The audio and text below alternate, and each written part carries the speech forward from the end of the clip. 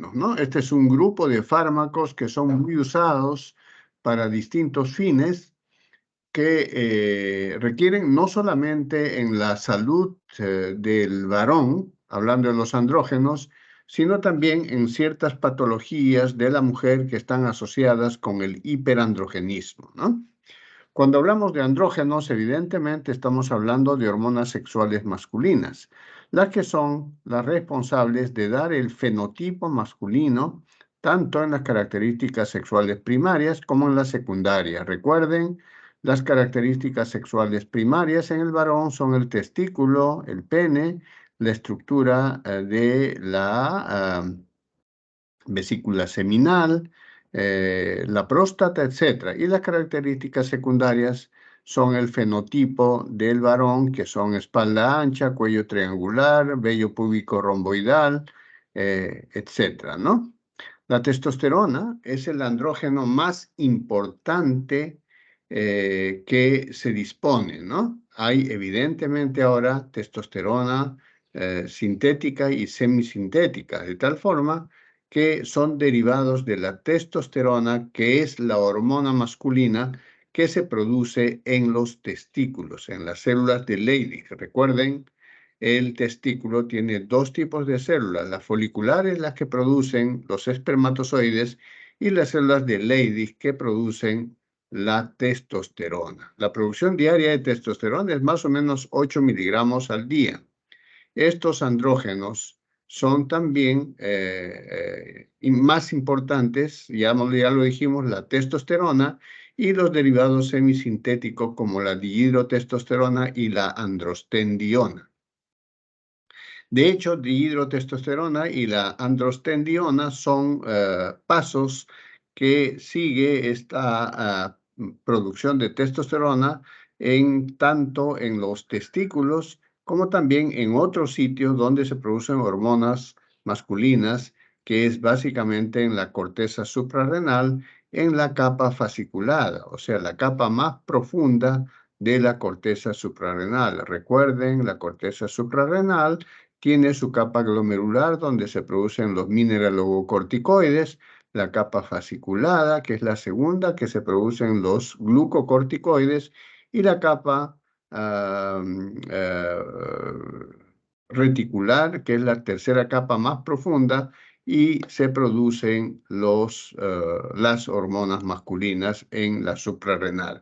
Ya lo dijimos, las células de Leydig son las que producen la mayor porcentaje de hormona androgénica, que es testosterona, pero también se produce en la capa más profunda de la capa de la corteza suprarrenal. Sin embargo, los ovarios en la teca interna del folículo ovárico son también fuente de producción de testosterona, en menor porcentaje, claro, pero pueden causar síntomas de hiperandrogenismo en la mujer, sobre todo en aquellas mujeres que tienen la patología de ovario poliquístico, es decir, folículos de Graf, folículos ováricos que no eclosionan y que permanecen por tiempo prolongado en los ovarios, produciendo este tipo de hormonas masculinas en los ovarios.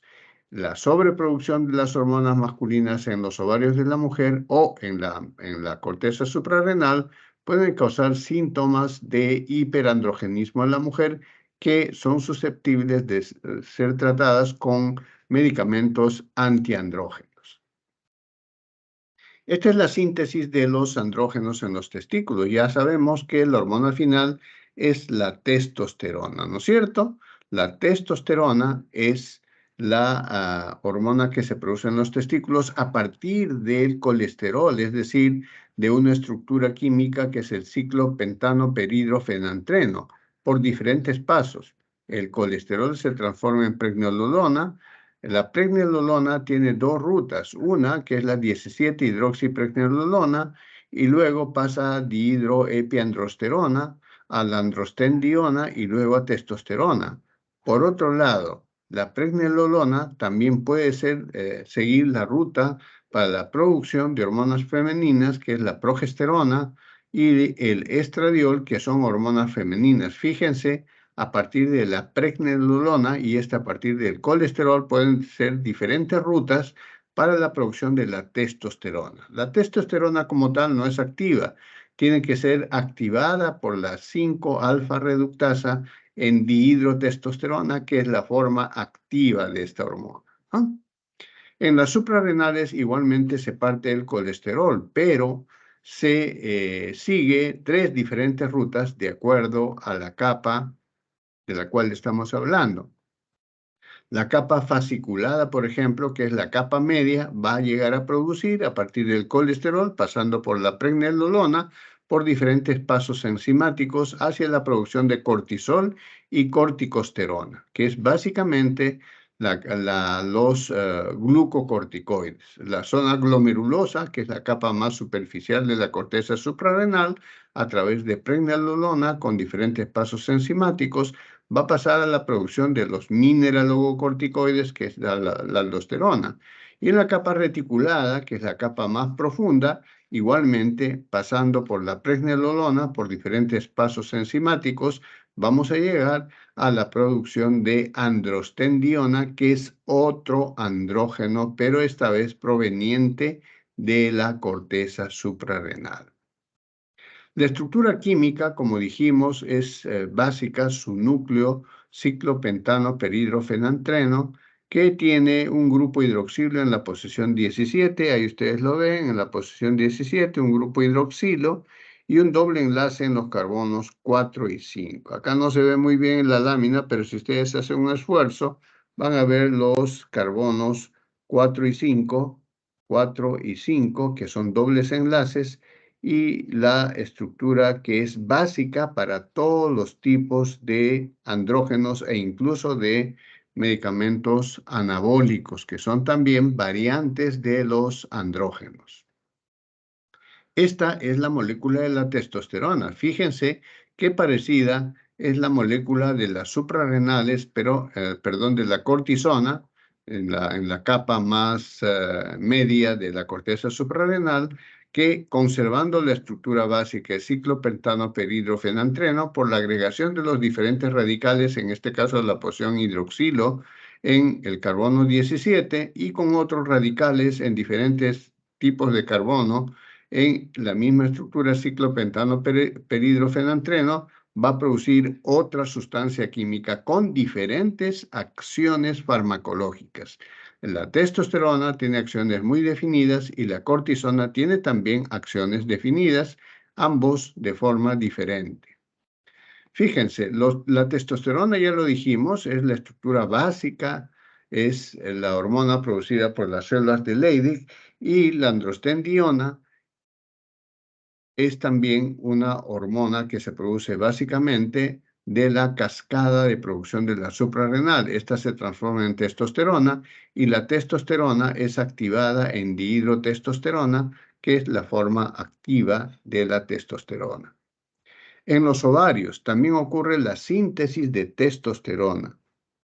Fíjense, cuando ya se ha obtenido la testosterona y la androstendiona en la teca interna de los ovarios, estas pueden transformarse a su vez en hormonas femeninas, como el estradiol, que mediante la enzima que se llama aromatasa, puede transformarse en estradiol, con una estructura similar a la de la testosterona, pero diferente por sus diferentes radicales en diferentes carbonos. Asimismo, la testosterona puede transformarse por un paso enzimático en androstendiona y la androstendiona, mediante la aromatasa, puede transformarse en estrona. Entonces, estas dos son hormonas femeninas que dan las características sexuales secundarias a las mujeres. Los receptores. Muchas de estas hormonas, la testosterona y las hormonas femeninas, actúan sobre diferentes receptores en las células blanco. ¿Cuáles son las células blanco para la testosterona? Los testículos, la próstata, la vesícula seminal, los folículos sebáceos, los folículos pilosos. Ahí es donde se encuentran los receptores de los andrógenos como la testosterona. Entonces, la hormona secretada por los testículos y la testosterona secretada por las suprarrenales actúan transformándose en dihidrotestosterona por la 5-alfa-reductasa. Esta transforma a la dihidrotestosterona y es recién la hidrotestosterona que va a actuar sobre los receptores androgénicos. Entonces, la testosterona también por sí misma tiene acción androgénica, pero su acción androgénica es menor que su forma activa en dihidrotestosterona a través de la 5-alfa-reductasa. No se olviden de esta 5-alfa-reductasa, porque sobre esta enzima van a actuar algunos fármacos para reducir el efecto farmacológico de la testosterona.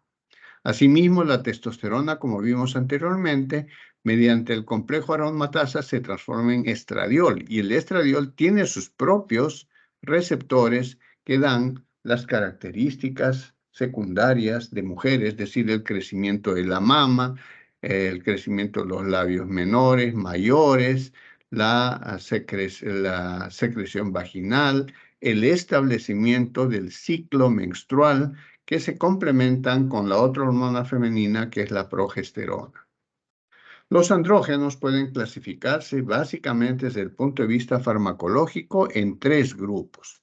Los ésteres de la testosterona. Estos básicamente se administran por vía intramuscular y transdérmica. Transdérmica quiere decir que se utiliza la piel como modo de ingreso a la vía sistémica y básicamente es mediante el uso de parches transdérmicos de testosterona. Los hay ahora comercialmente y se utilizan en ciertas indicaciones.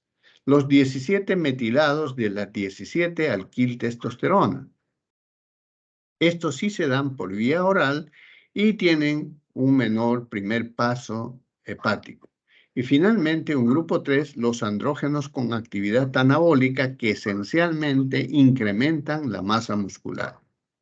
El primer grupo, los ésteres de la testosterona. Ya dijimos, administración vía intramuscular y transdérmica.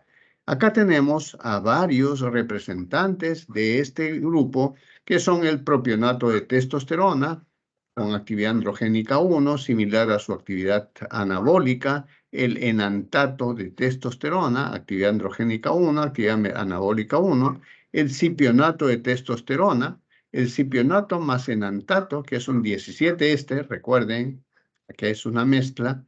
El cipionato es un éster de la testosterona, un 17 éster, su tiempo de vida media y su uso es cada 2 a 4 semanas, por lo tanto se presenta como una facilidad en la administración y el cumplimiento del tratamiento. También hay otras mezclas como el enantato con el propionato, ¿no? Arriba, los 2 primeros, y hay una sal que es el undecanoato de testosterona, que es básicamente testosterona, y la mezcla del propionato con fenilpropionato e isocaproato, que también son mezclas que tienen efecto androgénico.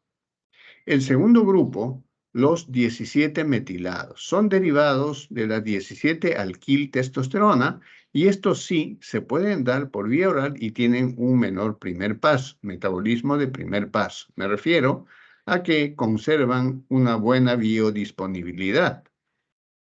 A diferencia de los que se aplican por vía intramuscular o por vía transdérmica, estos tienen una biodisponibilidad muy alta, casi llegando al 90-95%, a diferencia de los 17 metilados derivados de la 17-alquiltestosterona, pero que tienen también una gran concentración plasmática porque tienen un menor efecto de primer paso. Si nosotros daríamos los ésteres de la testosterona por vía oral, prácticamente serían destruidos en el hígado y no tendrían una buena disponibilidad. Por esa razón, no se administran por vía oral. En cambio, los 17 metilados sí son posibles de administrar por vía oral. Acá tenemos la metiltestosterona, actividad androgénica 0.7, actividad anabólica 0.7, la fluoximesterona, actividad androgénica 7 y actividad anabólica 7. Esto es uno de los más potentes porque es fluorado. La mesterolona tiene una actividad androgénica de 1 y anabólica de 1, y la testolactona tiene una actividad anabólica básica androgénica básica y anabólica. Básicamente no se usan para tratar disminución de la actividad de la testosterona, sino se usa básicamente para el tratamiento del cáncer de mama. Y tenemos un tercer grupo, el grupo de andrógenos con acción anabólica. Recuerden, los anabólicos son sustancias que se usan para el incremento de la masa muscular. Ustedes habrán escuchado en la televisión que muchos chicos musculosos que aparecen en la televisión usan anabólicos, pero generalmente usan anabólicos sintéticos o provenientes del equino, y por ello pueden tener efectos secundarios graves. Uno de ellos es la hipotrofia y atrofia y el de los genitales masculinos y la disminución de la espermatogénesis. Acá tenemos a la nandrolona decanoato, nombre comercial decadurabolin, muy usado, tiene una actividad androgénica de 0.6 y una actividad anabólica de 1. Como ven ustedes, estos no son puramente anabólicos, sino tienen también actividad androgénica, es decir, similar a la testosterona. La nalondrona fenilpropionato mezclada con la desoxicorticosterona se llama docabolin y también sirve para los estados de tratamiento de aquellos pacientes donde queremos obtener un estado anabólico. Recuerden ustedes, el metabolismo tiene dos fases: el catabólico, que es la destrucción de tejido, y el anabólico, que es la construcción de tejido. Entonces, hay estados como la desnutrición severa, el estado senil consuntivo o cierto tipo de cánceres que están en un balance negativo nitrogenado. Están destruyendo y consumiendo sus propias proteínas. Entonces, los andrógenos con actividad anabólica pueden usarse en estos casos. Está la oximetolona con actividad androgénica de 0.2 y actividad anabólica de 3, la metenolona en antato, actividad androgénica de 1 y actividad anabólica de 1, y otros como el estazonolol y la metindianona, que tienen otros usos, como ya vamos a ver luego. La farmacodinámica. ¿Cómo es que actúan los andrógenos? Básicamente la testosterona. La testosterona, ya dijimos, va a ser activada por la enzima 5-alfa reductasa para convertirse en dihidrotestosterona y actuar como un andrógeno en los órganos blancos que hemos descrito en el varón, ¿no? Y que pueden leer ustedes ahí. Luego de esto pasa al citoplasma y luego la testosterona penetra al retículo endoplásmico y la membrana nuclear. Cuando sucede esto, entonces hay una secuencia de acciones que es la siguiente, ¿no? La entrada de la testosterona en la célula blanco se transforma en testosterona en dihidrotestosterona. La unión de la dihidrotestosterona en receptores intracelulares específicos del citosol para formar complejos esteroides receptor en la membrana nuclear, y el esteroide penetra al DNA nuclear y estimula la síntesis de un RNA específico mensajero de transferencia ribosomal para la producción de cierto tipo de acciones, ¿no es cierto? Por lo tanto, esto, cuando actúa a nivel ribosomal, en los ribosomas se programa el aumento de la síntesis de las proteínas. Recuerden, los ribosomas producen las proteínas intracelulares y enzimas con acciones androgénicas. Vean ustedes, acá vamos a ver la hormona esteroide, se une al receptor, es decir, estamos hablando de la testosterona activada por la 5-alfa reductasa. Luego, con el receptor forma un complejo receptor esteroide, o sea, testosterona, se inserta en el DNA, programa un RNA mensajero y produce la síntesis de proteínas con acciones androgénicas. ¿Cuáles son las síntesis de proteínas con acciones androgénicas? La creación de músculo estriado, la producción de glándulas sebáceas y el aumento de la secreción grasa, la producción de pelo, vellos, ¿no? Que son las acciones que nos dan las características sexuales secundarias. El mecanismo de acción en los receptores, ¿no? Los receptores citoplasmáticos y nucleares para la testosterona básicamente están en su forma activa y están en el aparato, pues, en los órganos blancos, ¿no es cierto? De los cuales ya hemos hablado. ¿Cuáles son los órganos blancos masculinos?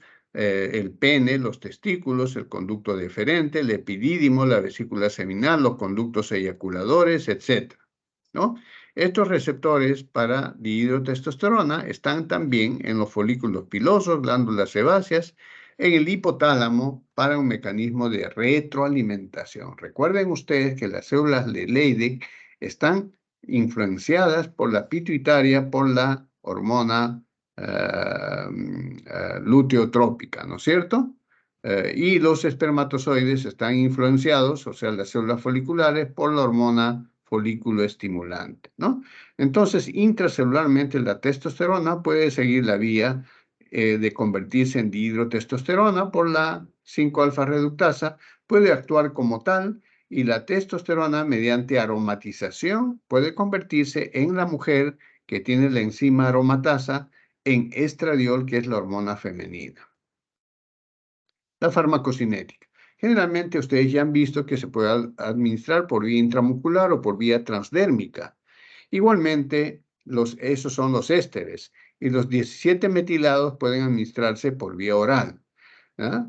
La testosterona en sí no se administra por vía oral, ya que, como dije, junto con el grupo de los ésteres, se metaboliza muy rápido en el hígado y no pasa en cantidades significativas a la circulación sistémica. Tiene un gran metabolismo de primer paso. Por lo tanto, la testosterona y sus derivados ésteres no se administran por vía oral.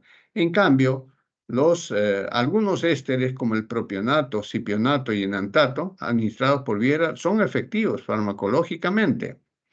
La metiltestosterona, que son los derivados 17 metilados, sí se administran por vía oral y tienen un metabolismo de primer paso muy pobre, pero son de acción corta.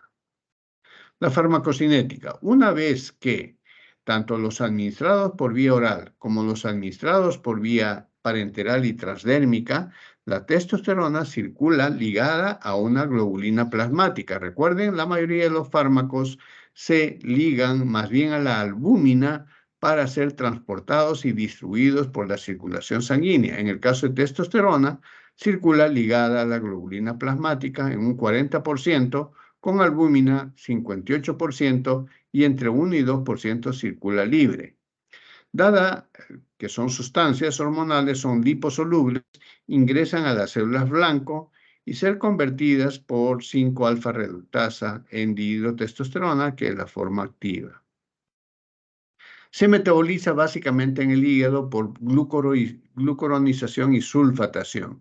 Tiene metabolitos que se pueden medir en la orina. Son conjugados con el ácido glucurónico y se eliminan por orina como etiocolanolona y la androsterona. Se pueden medir en la orina, repito, ¿no? Y también es la forma de medir en la orina es una prueba que se usa en el doping cuando hay concursos de deportes de musculatura, los fitness, o en cualquier deporte, el Comité Olímpico estudia la orina para detectar si han usado estas medicinas que son básicamente usadas para aumentar el mayor rendimiento muscular, que son los anabólicos, ¿no es cierto? Los metabolitos son los 17 cetoesteroides que se encuentran en orina, junto con otros cetoesteroides que provienen también de la corteza suprarrenal. O sea, hay niveles. Normalmente siempre estamos eliminando metabolitos que son los 17 cetoesteroides, que provienen del testículo y de la suprarrenal, pero hay niveles, ¿no es cierto? Luego, los análisis que revelan la dosificación o la sobredosificación de estos medicamentos como anabólicos se detectan también por la orina y por la sangre. Los de origen testicular constituyen aproximadamente el 30% de los 17 cetoesteroides urinarios. La metiltestosterona y la floximestrona se metabolizan más lentamente y en menor grado, y por ende tienen una vida mayor que la testosterona y se pueden administrar con intervalos mayores. Los efectos farmacológicos de los andrógenos, ya lo hemos dicho y lo vamos a repetir, producen la diferenciación sexual de los genitales intraútero, que son las características sexuales primarias. En la prepubertad, cuando hay una activación en el desarrollo de los genitales y la activación del eje hipotálamo testículo se van a desarrollar los caracteres sexuales secundarios. Para eso sirven los andrógenos. Y el mantenimiento de las características sexuales y el control del comportamiento sexual. O sea, el hecho de tener andrógenos como la testosterona, tanto producidos intraútero como en la pubertad, van a dar no solamente las características sexuales primarias y secundarias, sino van a desarrollar un comportamiento característico del varón en los animales del macho, ¿no es cierto? Produce efectos sobre las características sexuales secundarias. Incrementa la masa muscular, que es una acción anabólica de los andrógenos. Proliferan las glándulas sebáceas, empiezan a aparecer el acné, aparición de acné que se produce tanto en varones como en las mujeres. En las mujeres puede ser por una sobreproducción del ovario, de los andrógenos producidos en la teca interna del folículo de Graafi en el ovario. Puede también producir engrosamiento de la piel en el varón, hipertrofia de la laringe, lo que llamamos la manzana de Adán, se hipertrofia, la voz se convierte grave cuando uno pasa de niño a ser un adolescente y un joven. La distribución pilosa característica en el pubis, que es romboidal en el tronco, en las extremidades, la barba. Y si esto se produce en la mujer, o sea, si la mujer tiene hiperhirsutismo, crecimiento del clítoris, aumento de la secreción de las glándulas sebáceas, distribución de los músculos, cuello triangular, caderas angostas, espaldas anchas, estamos hablando de un síndrome de hiperandrogenismo en la mujer. Efectos anabólicos se producen tanto en varones y mujeres. Es básicamente el aumento de la masa muscular y la resistencia y el rendimiento físico. Por eso es que están prohibidos en la administración cuando uno participa en las Olimpiadas. Pero tiene otra acción que es la estimulación de la eritropoiesis, tanto en el varón como en la mujer.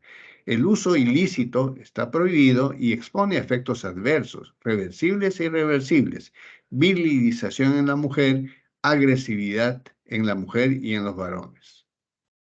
Las indicaciones de los andrógenos. Estos medicamentos, sin embargo, tienen indicaciones específicas. En el hipogonanismo por falta o atrofia testicular, ¿no? Cuando hay criptorquidia, es decir, los testículos no se han desarrollado y no han descendido a la bolsa escrotal. En los casos de criptorquidia bilateral no tratada, estos testículos se atrofian y dejan de producir tanto testosterona como espermatozoides. Y en este caso, para mantener el fenotipo masculino, se administran los andrógenos. El eunucoidismo, en cambio, es el hipogonadismo por pérdida. O sea, son aquellas personas que en la antigüedad, en la antigua China, los castraban, ¿no es cierto? Y dejaban de tener testículos y por lo tanto no tenían. Pero actualmente pueden haber accidentes de tránsito o algún accidente traumático que cercene los testículos o que los dañe irreversiblemente y en esos casos se utilizan también los andrógenos. El hipogonadismo por hipopituitarismo. Hay también casos en donde por tumores o por lesiones hemorrágicas de la pituitaria se deja de producir la LH y como no hay LH, no hay estímulo a las células de Leydig para la producción de testosterona. Y entonces, en estos casos, también se administran los andrógenos como sustitución. Ustedes han visto que en las tres indicaciones son básicamente como una hormona sustitutoria porque está ausente en estas patologías. Los efectos anabólicos, como también dije anteriormente, se administran en el síndrome consuntivo severo, el síndrome hipercatabólico, ¿sí? Que se produce en pacientes con diferentes tipos de enfermedades. Por ejemplo, anorexia nerviosa, por ejemplo, tuberculosis, por ejemplo, cáncer o, por ejemplo, una enfermedad infecciosa crónica. Se hace para aumentar también la masa muscular de forma controlada, ¿sí? Las dosis están acá, no les voy a aburrir repitiéndolas, ustedes ya van a tener la presentación. Solamente resaltar que en el caso de la testosterona, una de las más usadas es las que se administran 1 a 2 veces, y son el sincronato y el enantato de testosterona, ¿no? Esto favorece el cumplimiento en administrar 1 o 2 veces al mes a las dosis que están mencionadas en la diapositiva. En cambio, las otras se administran más frecuentemente y por lo tanto son más difíciles de cumplir y también farmacoeconómicamente son más costosas. Los anabólicos, los que están mencionados acá, igualmente son utilizadas vía oral de forma diaria, o hay algunos como la nalondrona de canoato, que es el decadurabolín, que se administra de forma intramuscular 2 veces al mes, o la nalondrona fenpropionato intramuscular cada semana, ¿no? Entonces, se prefieren los que se administran por intervalos más prolongados. Sí, está contraindicado en el cáncer de próstata y en el cáncer metastásico. ¿Por qué? Porque estas dos patologías tienen receptores de testosterona en sus células y agravan la evolución de este tipo de patología. La toxicidad de los andrógenos. ¿Son tóxicos? Sí, tienen un grado de toxicidad, especialmente en la mujer. Por ejemplo, dosis elevadas que se utilizan, por ejemplo, para aquellas damas que hacen fitness y que quieren tener un cuerpo con una musculatura incrementada, a la par que producen el aumento muscular, tienen efectos virilizantes. Por ejemplo, la voz se agrava. Ustedes habrán escuchado a una modelo peruana muy famosa por sus asuntos amorosos que se administró andrógenos anabólicos y le cambió la voz totalmente a una voz totalmente grave y masculina, ¿no? Además de eso, hay también el hiperhirsutismo, o sea, los vellos aparecen más en todo el cuerpo, la grasa aparece más en el cuerpo, y también hay el aumento de la libido, ¿no es cierto? En caso de carcinoma de metastásico de mama, pueden producir hipercalcemia e insuficiencia renal. En el varón, en cambio, se produce el priapismo, que es la erección prolongada, ¿no? Eso no es bueno, ¿no es cierto? La erección tiene una fisiología. El priapismo puede producir necrosis peniana por persistencia del priapismo, que normalmente la erección debe durar minutos o máximo horas.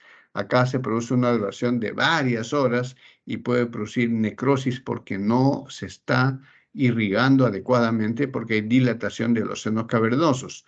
Dosis prolongadas pueden producir azospermia y atrofia testicular, o sea, aquellos jóvenes musculosos muchas veces tienen atrofia testicular y genital y azospermia. En los puberes produce cierre precoz del cartílago de crecimiento, por lo tanto son chatitos agresivos, ¿no es cierto? Producen retención hidrosalina, edemas, producen ictericia colestática, en realidad es una hepatitis colestática, y hipogonadismo femenino y masculino, o sea, el incremento de los músculos tiene un precio tanto en la mujer como en el varón, ¿cierto? Efectos adversos: edema por daño renal, insuficiencia cardíaca congestiva, eritrocitosis, o sea, aumento de los glóbulos rojos, ¿no? Aumento de las grasas malas, que es la LDL, la lipoproteína de baja densidad. Puede producir cirrosis o falla hepática con ictericia. Carcinoma hepático aparece asociado al flujo de derivados alquilados como la metiltestosterona o la floximesterolona. Impotencia, infertilidad por la azospermia, ¿no? La reducción de los testículos, ginecomastia, alopecia, cambios en la personalidad, psicosis, agresividad. Ya lo dijimos, hirsutismo, aumento de la vellosidad en la mujer y en el varón, acné en la mujer y en el varón, especialmente en aquellas que tienen ovario poliquístico, ¿no? También altera el ciclo menstrual. Los antiandrógenos son otro tipo de sustancias. Cuando nosotros decimos anti, estamos asumiendo de que son antagonistas de los efectos androgénicos. Y es así, ¿no? Son sustancias que bloquean la acción de los andrógenos, ¿no?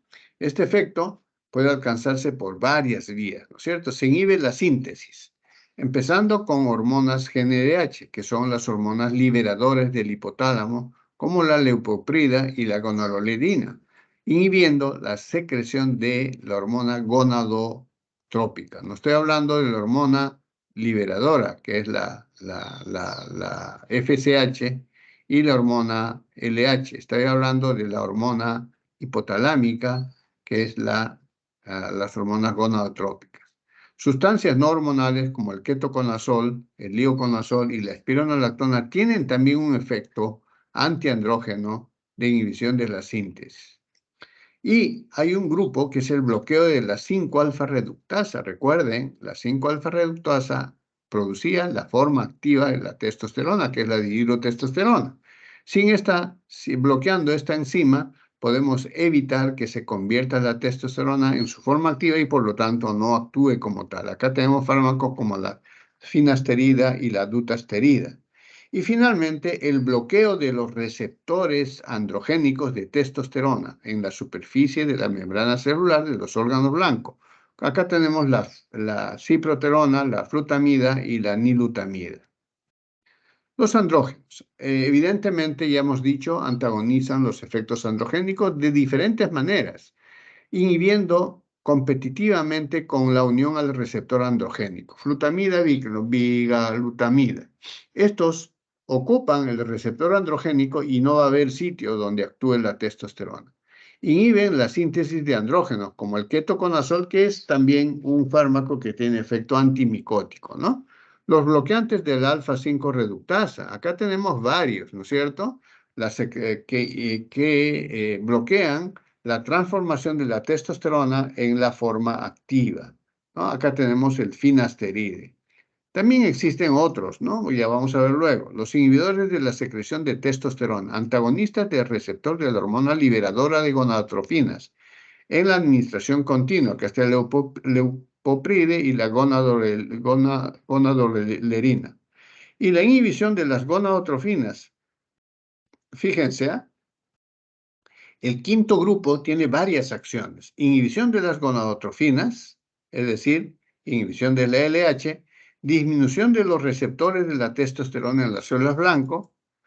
2. Disminución de la actividad de 5-alfa reductasa. 3. Disminución de las globulinas transportadoras de andrógenos de testosterona. 4. ¿No? Y de estas 4 formas actúan lo que se llama un grupo de las progestinas con actividad antiandrogénica, como son ciproterona, dienogés, clormadinona, drosperinona. Pero estas son solo usadas por mujeres. ¿Por qué? Porque tienen efecto prostagénico, ¿no es cierto? Y son asociadas a estrógenos. Y también se utilizan como anticonceptivos orales, ¿no? La farmacocinética. La ciproterona, que es una progestina, se absorbe irregularmente, ¿no? Sin embargo, esa forma de absorción asociada a un estrógeno se mejora y se convierte en un anticonceptivo que se utiliza mucho en el tratamiento del acné, que se llama Diane, que es ciproterona más etinilestradiol, ¿no? Que es una progestina combinada con un estrógeno. De una vida media de 30 horas y se da una sola vez al día. Funciona como un anticonceptivo y se dan por 24 días para dejar que venga la menstruación y recomenzar en el siguiente ciclo. Otras, como la flutamida, que tiene otro mecanismo de acción, se absorben en forma rápida y tienen una vida media de 6 horas. Metabolismo hepático, se eliminan por heces y orina.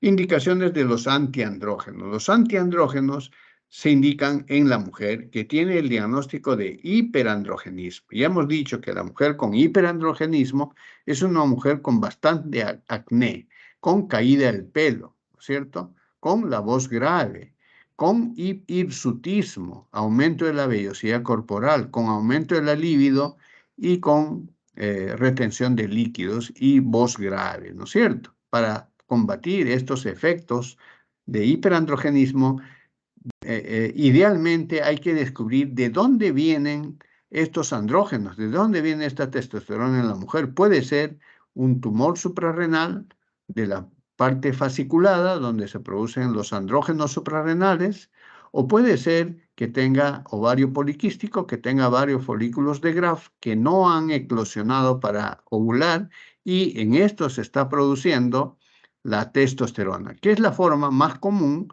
de hiperandrogenismo en la mujer. Entonces, esto se trata con las progestinas con efecto antiandrógeno, como clormadinona, dienogest, drospirenona, ciproterona. Se administran, como ya les dije, asociados a un estrógeno, que es el etinilestradiol, y también tienen efecto anticonceptivo. Hay diferentes presentaciones, pueden darse 24 días y dejar 4 días para la menstruación y reiniciar, o pueden darse 28 tabletas, siendo las últimas 4 que son placebo, ¿cierto? De tal manera que se permite que se presente la menstruación y se recomiende el otro ciclo. También hay de ciclos prolongados, se pueden tomar durante 3 ciclos de 28 días y la menstruación solo se presenta cada 3 meses, ¿no? También este tipo de tratamiento se utiliza para el tratamiento de la endometriosis. Recuerden, el endometrio tiene que estar dentro del útero. Cuando el endometrio crece fuera del útero, también menstrua y sangra cada mes, pero como no tiene por dónde salir, se acumula y se forman acúmulos de sangre. Es la mucosa endometrial ectópica en otros sitios del cuerpo. Entonces acá se está usando Dienogest. En el varón, los antiandrógenos se utilizan en el cáncer de próstata, que es la flutamida, en la hiperplasia benigna de próstata, en el hirsutismo y acné severos y seborreas severas. Hay pacientes varones que tienen unos volcanes en la cara, tienen una seborrea y un acné pustuloso. No solamente es la parte estética, sino tienen infección.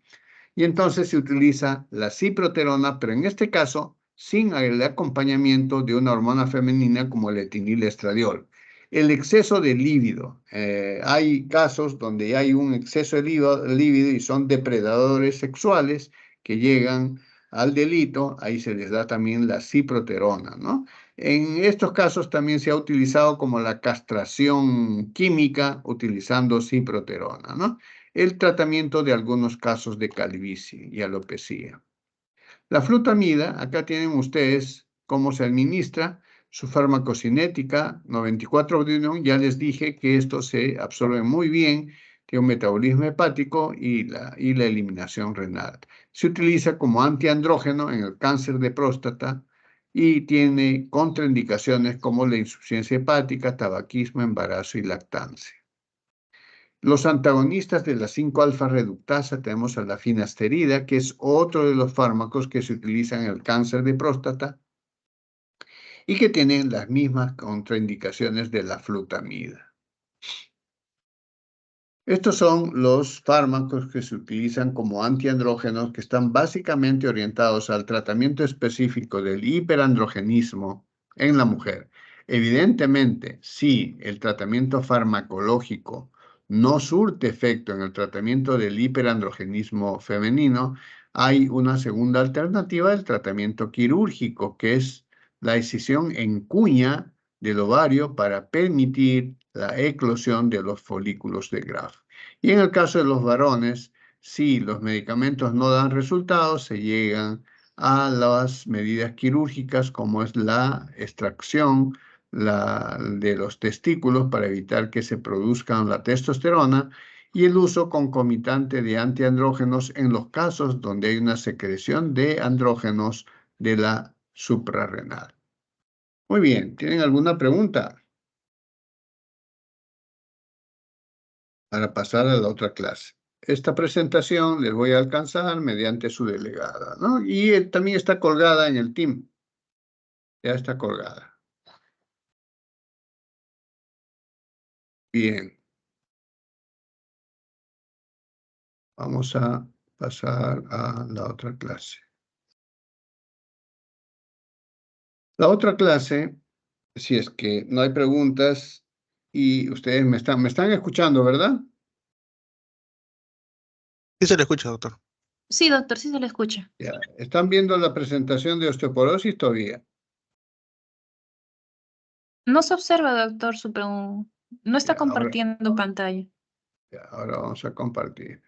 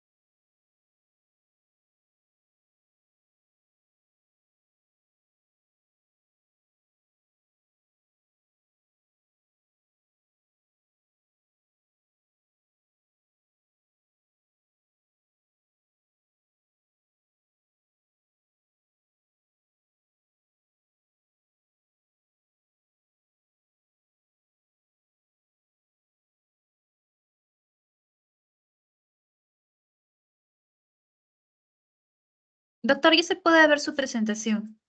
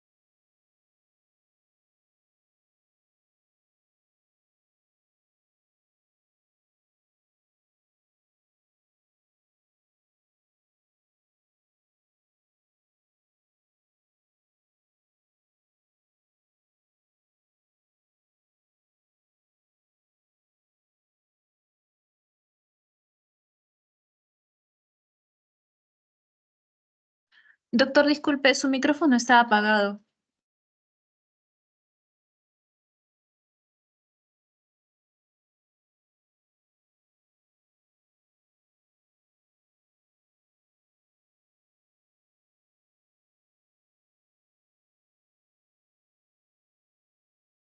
¿Ahora pueden escucharme? Sí, doctor, ahora sí se le escucha. Ya. Entonces decía que Pero, doctor, se le escucha, pero ya no se observa su presentación. Uy, qué pena. O sea, otra vez.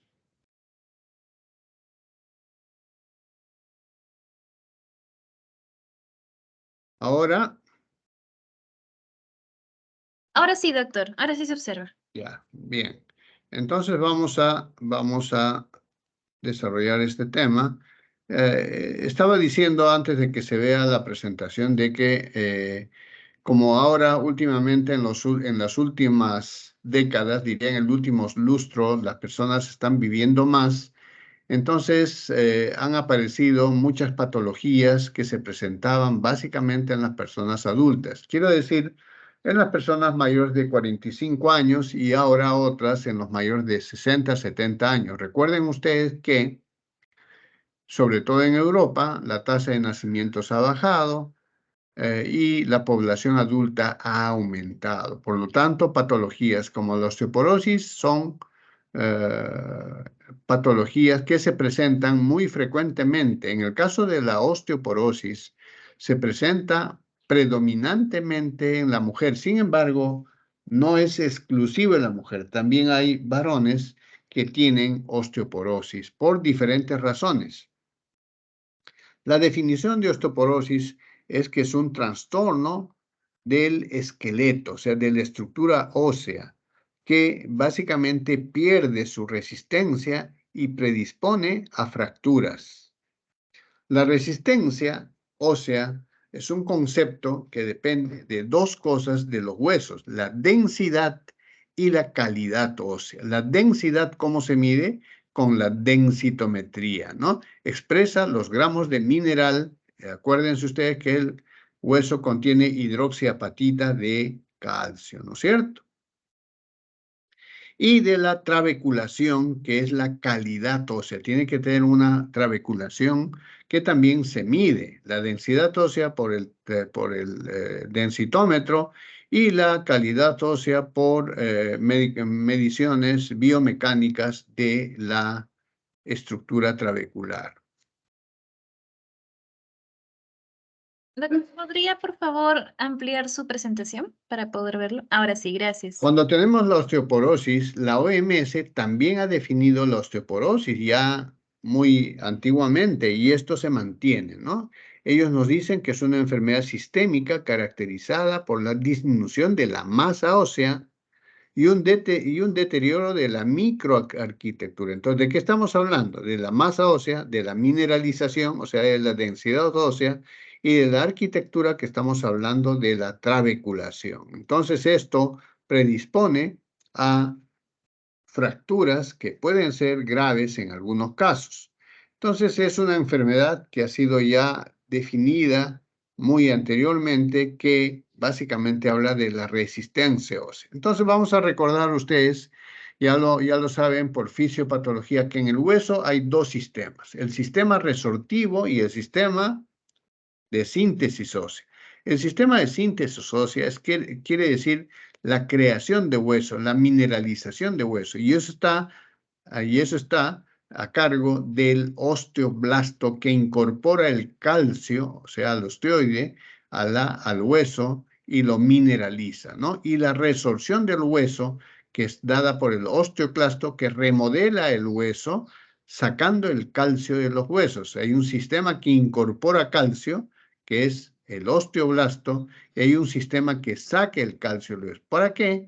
Para que estos dos sistemas de forma balanceada mantengan la forma del hueso. Si solamente funciona la parte osteoblástica, es decir, la parte formativa de hueso, el hueso crecería y se deformaría, ¿no es cierto? Eso a veces sucede cuando hay la enfermedad que se llama acromegalia, es decir, la hormona de crecimiento está muy aumentada y por lo tanto predomina la síntesis de hueso y los huesos se deforman. Si el osteoclasto, en cambio, actúa más y saca el calcio del hueso, el hueso se va a adelgazar, va a perder su estructura, su mineralización y se va a fracturar rápidamente. Entonces, tiene que haber un balance en el mecanismo, en el sistema de incorporación de calcio hacia el hueso y el mecanismo de resorción de calcio al hueso. Y eso tiene una regulación. Entonces, el remodelado está en proporción a la reducción de la masa, o sea, la cantidad, actividad osteoclástica, y también a la disminución de la calidad. Si la cantidad de mineral de hidroxiapatita disminuye y por lo tanto la estructura trabecular se altera, disminuye la cantidad y la calidad, por lo tanto disminuye la resistencia ósea y aumenta el riesgo de fractura. Esto es muy frecuente. Esta es por ejemplo, una epidemiología de Estados Unidos donde hay mayor gente adulta que en el Perú. El Perú es básicamente un país de jóvenes, aunque eso está cambiando, ¿no es cierto? Hay una gran cantidad de mujeres, 35% de mujeres más de 50 años y 52% de mujeres más de 70 años que tienen osteoporosis. También hay en los varones mayores de 50 años, ¿no? Sin embargo, es 3 a 4 veces más que en el varón, ¿no es cierto? Esto también es importante saberlo porque puede haber un subdiagnóstico, ¿no es cierto? 30% de pacientes son diagnosticados, pero menos de 10 son tratados. Por lo tanto, la incidencia de fracturas se mantiene, ¿no? Las fracturas pueden ser a dos niveles para que sean graves, a nivel vertebral y a nivel de la cadera. Las fracturas de la cadera tienen una alta mortalidad, ¿no es cierto? Alta mortalidad. A diferencia de las fracturas vertebrales que tienen alta morbilidad relacionada al dolor por aplastamiento de las raíces nerviosas. Si sobreviven con una fractura de cadera, quedan con una discapacidad que limita su movimiento. Y aquella persona adulta o adulta mayor que no se mueve y que se mantiene sedentaria, cae a la postración y a la muerte fácilmente, ¿no es cierto? Y hemos dicho los componentes de la calidad ósea. Esta es una lámina repetitiva que se mide por el densitómetro y también por el score de trabeculación ósea, que es una técnica biomecánica que se toma. Generalmente en nuestro país medimos la densidad ósea para diagnosticar osteoporosis. Este deterioro es básicamente una alteración del metabolismo del calcio. Dijimos, osteoblastos incorporan calcio, osteoclastos sacan el calcio. Ampliamos más, osteoblastos trae el calcio de la sangre, del plasma, hacia el hueso y el osteoclasto lleva el calcio hacia la sangre. Estos dos están regulados. El calcio está regulado, ¿no? Tanto por hormonas como la calcitonina que lleva el calcio a los huesos y la hormona paratiroidea que saca el calcio de los huesos. También interviene la vitamina D y, cómo no, los estrógenos y las hormonas femeninas junto con el progestágeno, y también la falta de testosterona puede provocar osteoporosis. Entonces, tres son los reguladores del calcio. Las hormonas, la calcitonina, hormona paratiroidea, la vitamina D y las hormonas masculinas y femeninas, ¿cierto? La calcitonina se produce pues en la glándula tiroides, ¿no es cierto? En las zonas internodulares, donde se produce como una hormona de gran peso molecular y se produce una hormona activa que tiene un peso molecular bajo.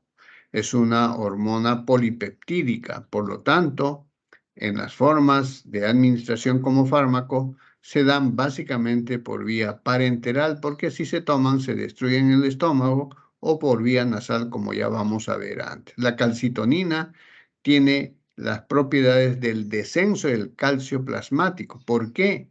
Porque se llevan el calcio hacia el hueso, ¿no es cierto? Igualmente aumentan la eliminación del calcio y fósforo urinario. ¿Por qué? Porque tienen que mantener la eucalcemia, tienen que mantener las cifras de calcio en rango de normalidad.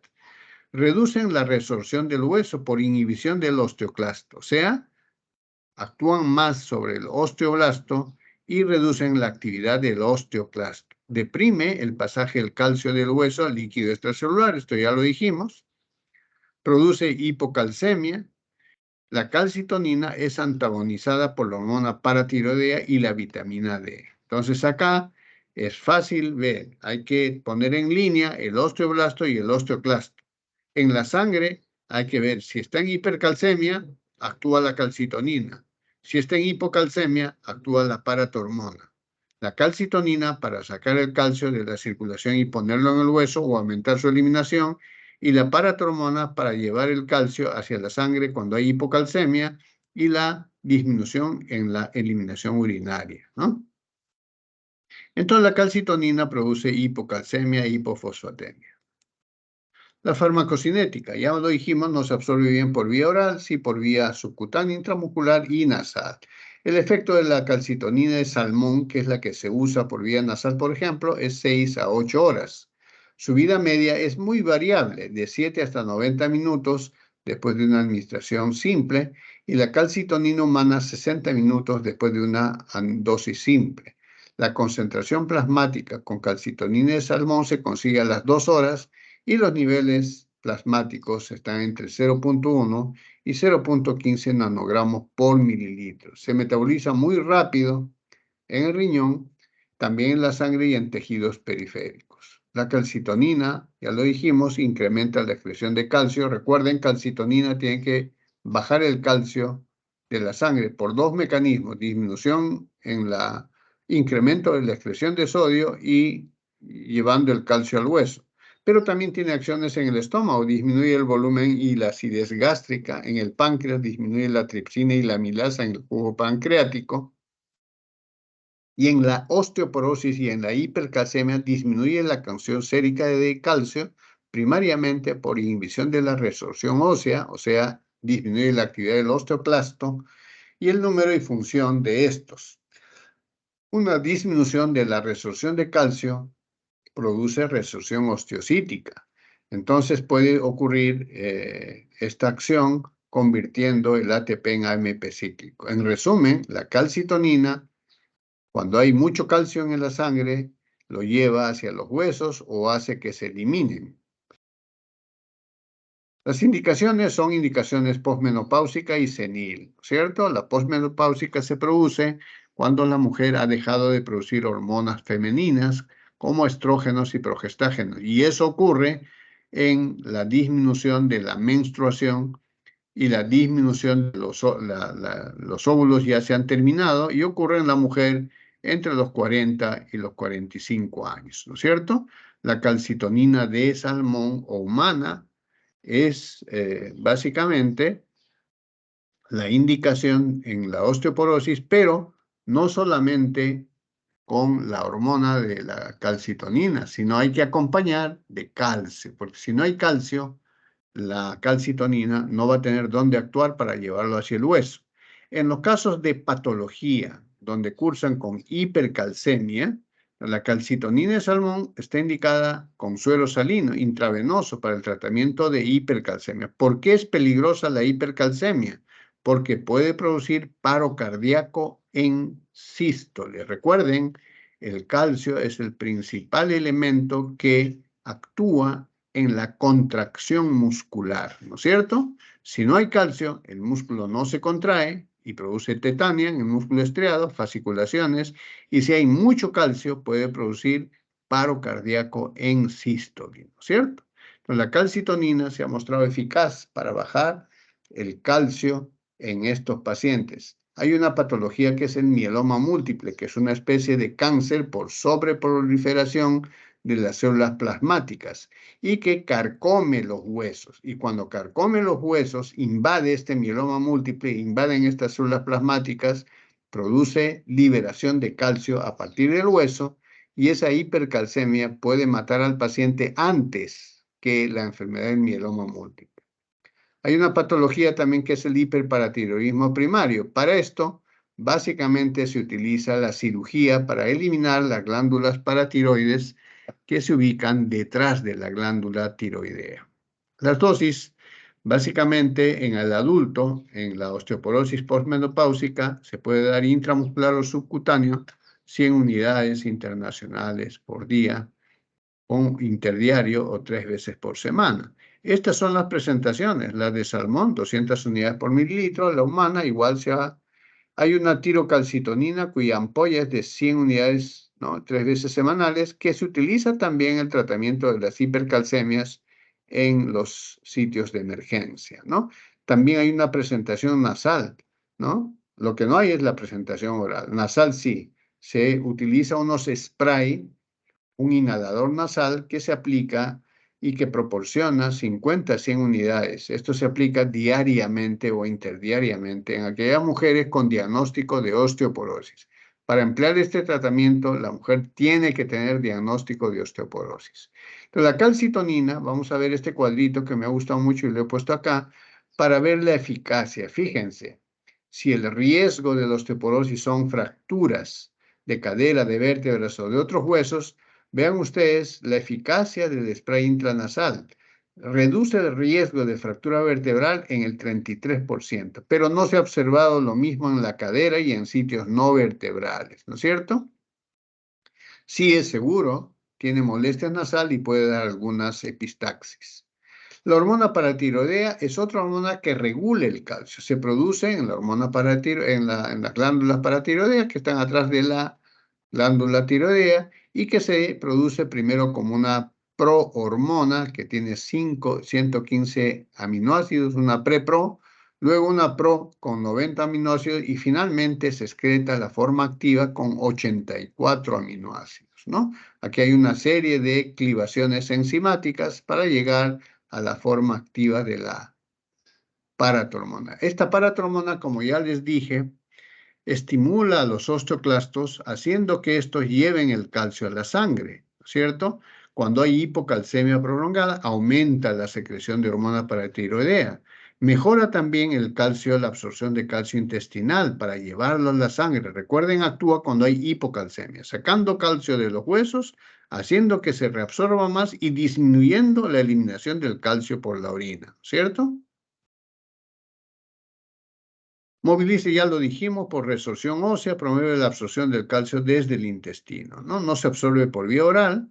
Esta hormona tiene una vida media muy corta, 2 a 5 minutos. El hiperparatiroidismo primario es muy raro, ¿no? Este fármaco no existe comercialmente, ¿no? Se hacen pedidos especiales en algunos casos puntuales hacia la farmacopea americana. Y de ahí se obtiene el extracto paratiroideo, que es una presentación de la farmacología, de la farmacopea americana, que contiene 100 unidades por mililitro, ¿no? No existe comercialmente. Hipoparatiroidismo postquirúrgico puede presentarse, y si no hay, cuando hay hipoparatiroidismo primario por una extracción, por ejemplo, de un cáncer de tiroides, se llevan las glándulas tiroideas, entonces las hipercalcemias no van a ser, las hipocalcemias no van a poder ser controladas. En esos casos podría usarse el extracto de hormona paratiroidea. La vitamina D, esto es solamente un recuerdo, ustedes ya han estudiado por bioquímica, la vitamina D se encuentra básicamente en los alimentos grasos de peces, son asociados, se asocian, el aceite de bacalao, por ejemplo, tiene bastante vitamina D y vitamina A, ¿cierto? Son vitaminas liposolubles. Existen 3 clases, la D1, la D2, la DT3, el colecalciferol, que es natural, el ergocalciferol, que es sintético, y el calciferol, que también es sintético.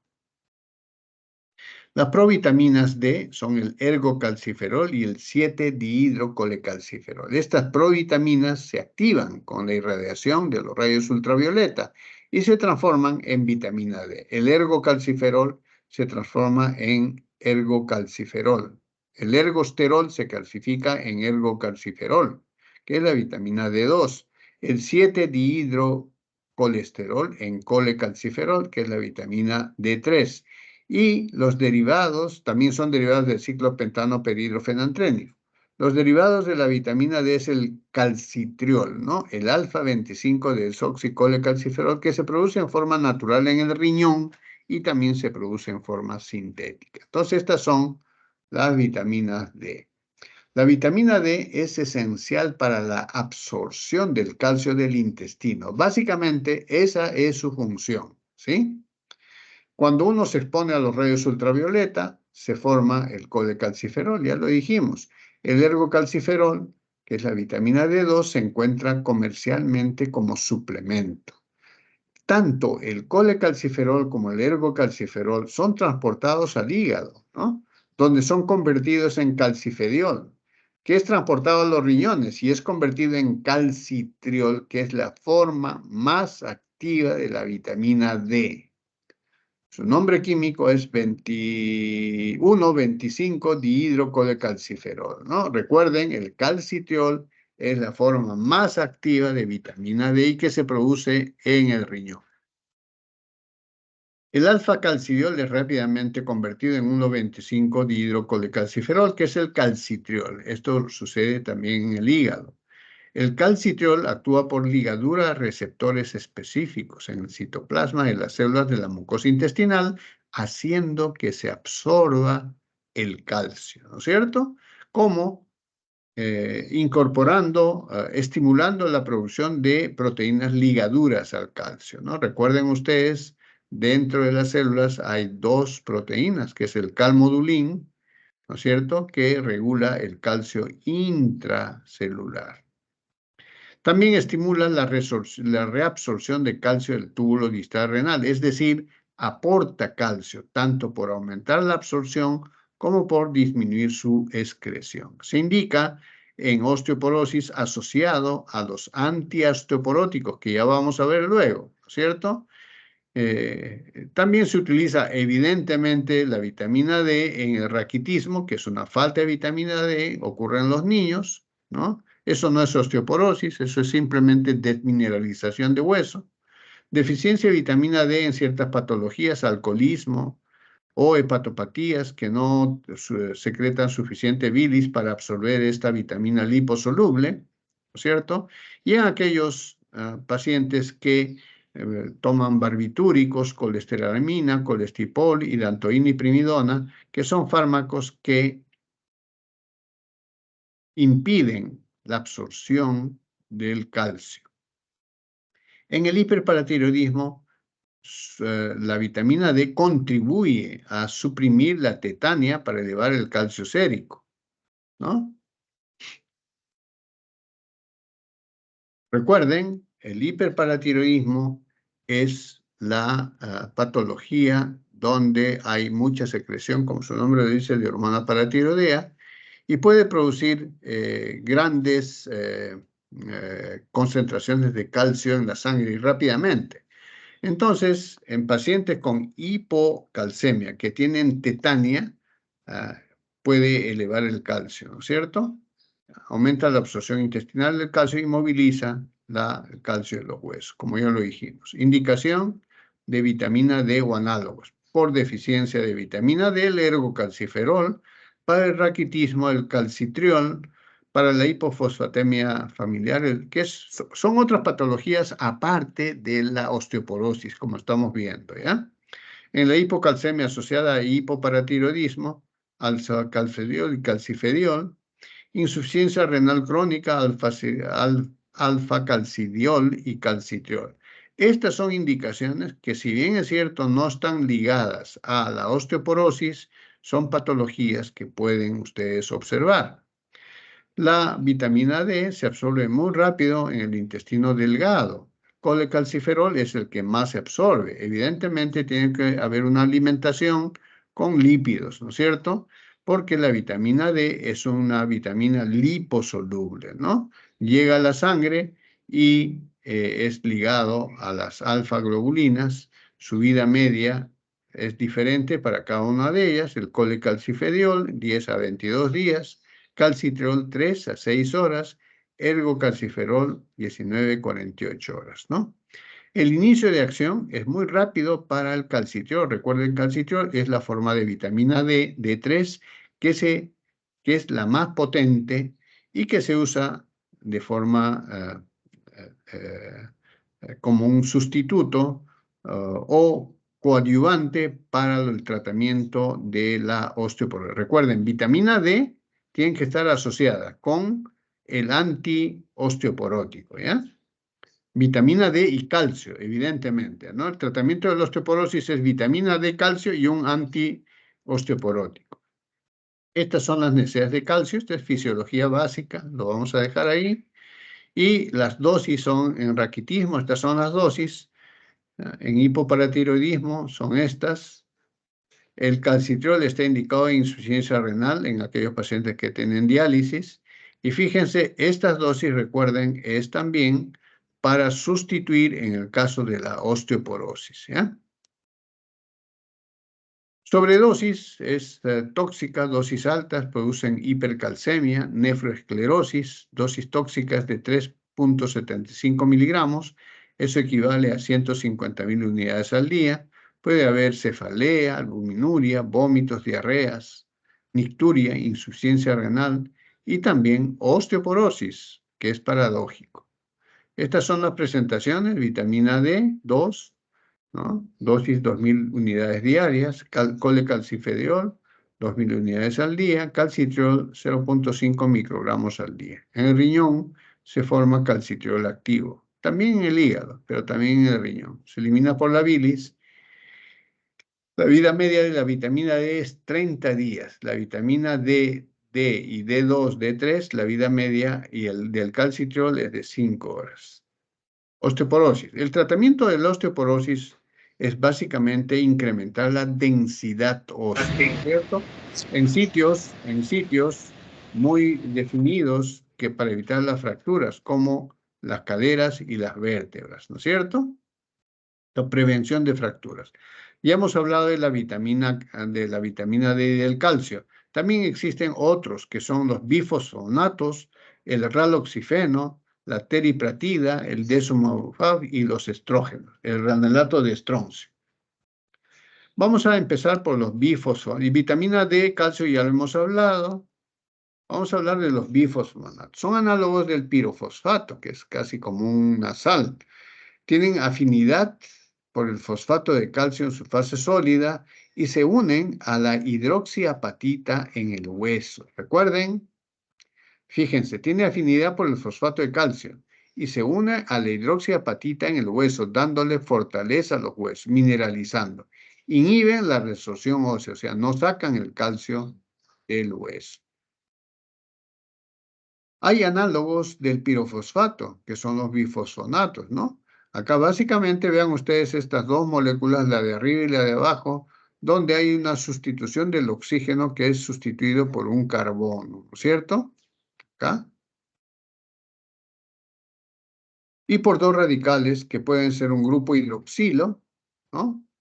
En la cadena hidrocarbonato. Hidroxilo es OH, ¿no? Entonces, esta es la estructura básica de los bifosfonatos, que son muy populares en el tratamiento de la osteoporosis, ¿no es cierto? Su mecanismo de acción. Tienen afinidad por los cristales de hidroxiapatita, ¿ya? El fosfato de cálcico. Inhiben la formación, agregación y la disolución de los cristales. O sea, los cristales se mantienen de la hidroxiapatita. La hidroxiapatita tiene dos formas, la forma bidentada y la forma tridentada, ¿no? Entonces, los bifosfonatos se unen a estas formas ¿no? ¿Ya? Y de acuerdo a la posición del hidroxilo, o sea, del OH, en el carbono central, recuerden, aquí están en el carbono central, nos va a proporcionar las diferentes potencias de estos bifosfonatos. Existen varios, ¿no es cierto? Acá tenemos el etindronato, que ahí está con su carbono central y con sus radicales. El clorodronato, igual, con su carbono central, esa es la estructura básica. Igualmente el telundronato, ¿no? Tenemos el ivandronato, que es muy popular. Las estructuras químicas de estos son los más usados, ¿no? El alendronato, ¿no? El alendronato, está acá tenemos su estructura básica, que es de carbono, pero el solendronato tiene un anillo aromático nitrogenado que lo hace diferente y le proporciona mayor potencia. La potencia entonces, de acuerdo a la agregación de los radicales en el carbono central con sus dos radicales son así. El litandronato sería el comparativo de 1 y fíjense, el ivandronato y el solendronato tienen una potencia de 10 y de 20.000. Hoy día se está usando básicamente el alendronato, el ivandronato y el solendronato, ¿no es cierto? Estos son medicamentos que se administran en la osteoporosis y que se administran conjuntamente con vitamina D y con calcio, ¿no es cierto? Se administran por vía oral, su biodisponibilidad es baja de 1 a 10%, por lo tanto tiene que tomarse en estómago vacío. Y la persona que toma esto no se puede echar ni sentar, tiene que estar parada para evitar que haya reflujo, porque son irritantes del esófago. Se administran en el estómago y por difusión pasiva en el intestino delgado. El fierro y el calcio disminuyen su biodisponibilidad. Tienen que tomarse el calcio en horarios diferentes, ¿no es cierto? El 20 al 80% de la forma absorbida se fija al hueso. 50% el etindronato y más del 50% para el alendronato. El resto se elimina sin metabolizar por vía renal. O sea, se absorbe poco y se aprovecha poco. Una vez fijado al hueso, su semivida de eliminación es superior a 10 años. Por eso es que se fija en el hueso y tiene afinidad por la hidroxiapatita de calcio y disminuye o inhibe que se elimine. ¿Por qué? Porque también inhiben al osteoclasto, por eso se llaman también antirresortivos, ¿ya? Acá tenemos el litondronato, las dosis son 400 miligramos, en fractura les voy a presentar, vamos a avanzar para enseñarles los niveles de potencia, ¿ya? El risendronato, por ejemplo, todos estos están indicados en osteoporosis postmenopáusica. Fíjense la potencia. El riesgo de fractura vertebral es más o menos en un 41% y de cadera en un 30%. Sitios no vertebrales como brazos y clavícula, 39%. O sea que es un buen medicamento, ¿cierto? Es un medicamento que se puede administrar después de la menopausia para evitar la osteoporosis. Puede causar diarrea, puede causar pirosis, o sea, vinagreras, ¿no? Esto se usa no solamente en la osteoporosis postmenopáusica, sino en aquellos que usan, por ejemplo, corticoides, ¿no? Los corticoides desmineralizan los huesos. Y la osteoporosis en los hombres por hipogonadismo. El ivandronato es otro excelente bifosfonato indicado en la osteoporosis y fíjense la reducción mayor en la vertebral, 62%, pero a diferencia del risendronato, no tienen acción en cadera ni sitios no vertebrales. Se puede dar hasta 3 años. El solendronato, del cual se había hablado y es uno de los más potentes, tiene evidencia para reducir el riesgo de fractura en el 62%, pero no tiene evidencia en cadera y sitios no vertebrales, ¿no es cierto? Tiene una seguridad relativa, tiene efectos secundarios y puede producir irritación del esófago, ¿no? Los bifosfonatos están contraindicados en insuficiencia renal grave. en pacientes alérgicos, en pacientes con problemas gastrointestinales, en acalasia y embarazo en la lactancia. En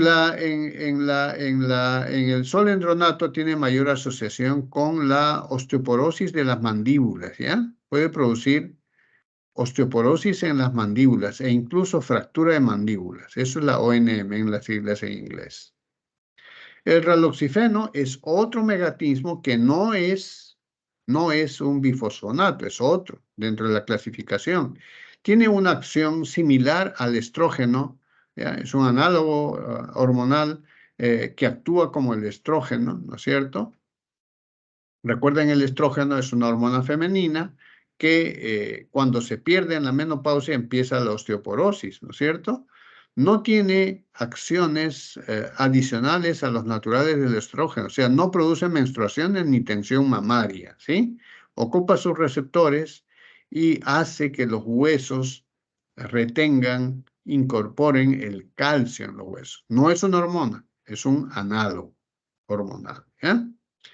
Puede disminuir el riesgo de cáncer de mama, mejora el perfil. La menopausia no solamente trae la osteoporosis, sino trae las dislipidemias, la elevación del HDL.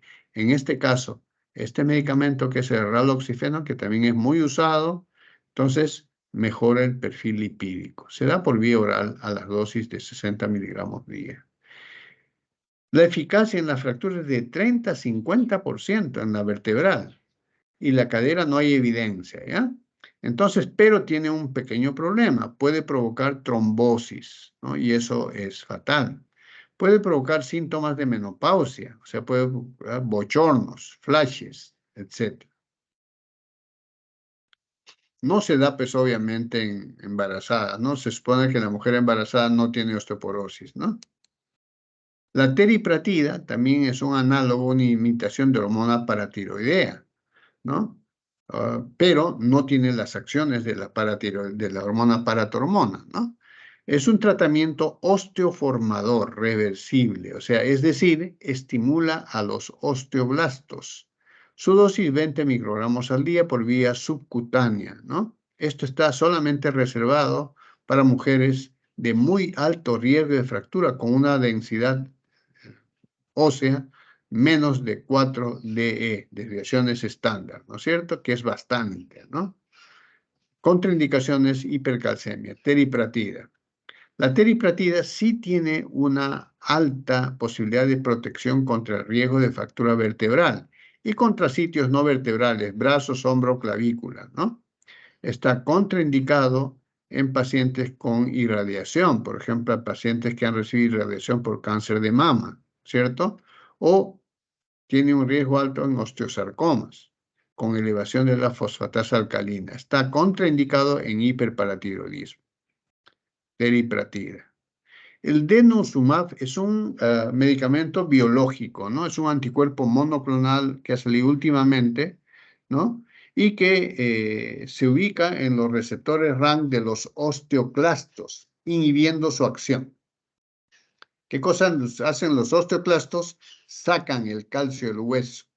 O sea, se disminuye con el denosumab la resorción ósea, ¿no es cierto? O sea, se mantiene el calcio, se bloquean los osteoclastos y el calcio se queda en el hueso. No está indicado en mujeres posmenopáusicas con alto riesgo de fractura, ¿no? Generalmente mujeres mayores de 45, 50 años que tienen diagnosticada osteoporosis, y la osteoporosis produce fractura de vértebras con consiguiente aplastamiento de los raíces nerviosas y mucho dolor, o fractura de cadera que puede ser mortal, ¿no es cierto? En hombres también se está utilizado para la pérdida de masa ósea en el tratamiento supresor de cáncer de próstata. El cáncer de próstata da mucha metástasis ósea, ¿no? Esa es la dosis subcutánea, 60 miligramos cada 6 meses. Esto ha protegido mucho, esto ha sido un avance, 60%, 68% de fracturas vertebrales, cadera 40% y otros sí. Tal vez es uno de los más completos y con menos efectos secundarios, ¿no? El tratamiento sustitutivo, esto es fácilmente entendible, Si a la mujer cuando está en la menopausia le falta estrógeno, si le falta progesterona, entonces el tratamiento sustitutivo es administrarle estrógenos y progesterona, ¿no? Se utilizan algunos medicamentos que también tienen efecto anticonceptivo, ¿cierto? Entonces acá hay muchos, solamente que tienen una desventaja, o sea, sustituye a las hormonas naturales que ya no son producidas por el ovario, los estrógenos y la progesterona. Se dan vía oral diariamente o también se pueden dar por parches transdérmicos o implantes subcutáneos como los anticonceptivos normales. La terapia de sustitución corrige los síntomas de retirada, es decir, el bochorno, los flashes, los sofocos, la fatiga, la sequedad de vagina. Es una sustitución de las hormonas naturales. Solamente tiene un pequeño problema. Hay que controlarse permanentemente porque puede aumentar el riesgo de cáncer de mama y puede también producir tromboflebitis o tromboembolia, ¿eh? Puede aparecer también una nueva regla. Una mujer de 50 años le aparece la regla y va a tener ciertos problemas. La aparición de la regla no quiere decir que está ovulando. Es solamente el efecto de los estrógenos y de la progesterona que están sustituyendo a las que fueron producidas y dejaron de ser producidas por los ovarios. Los estrógenos básicamente reducen el riesgo de fractura de todo sitio, vertebral, cadera, no vertebral en un 31%. Imita a la forma natural de producción de estrógenos por el ovario. Sin embargo, puede estar asociada a neoplasias dependientes de los estrógenos, como el cáncer de mama, puede producir hepatitis colestática, eventos tromboembólicos, agrava la migraña y produce cefalea. Debe ser usada en un corto tiempo para aquellas mujeres que desean mantener una vida sexual parecida a la vida sexual premenopáusica. El ranulato de estroncio, por último, es un medicamento novedoso que actúa en forma dual, inhibiendo a los osteoclastos y aumentando la acción de los osteoblastos, ¿sí?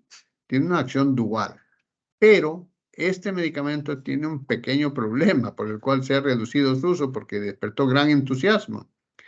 Disminuye el riesgo de fracturas vertebrales y no vertebrales en mujeres, pero puede producir un síndrome de hipersensibilidad dérmica severa que puede matar a la paciente. Y por eso es que se ha disminuido su uso radicalmente. Sin embargo, es una alternativa para el tratamiento de la osteoporosis solamente en mujeres posmenopáusicas de alto riesgo, personas de 74 años o más, ¿sí? Muy bien, esta es la clase de osteoporosis, acabamos de terminar justo en el tiempo. Si tienen alguna pregunta, podemos tomar unos minutos todavía.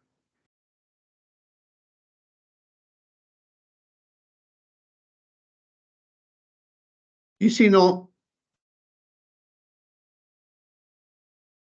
lo pueden hacer en la pregunta, pues, si es que gustan, y si no, pueden canalizarla por su delegada, ¿sí? Yo les voy esta presentación está colgada en el Team, igual que la anterior, pueden encontrarla ahí, cualquier duda, pueden consultarme en cualquier momento. Bien, que tengan una buena tarde. Muchas gracias, doctor. Gracias, doctor. Muy bien. Gracias, doctor.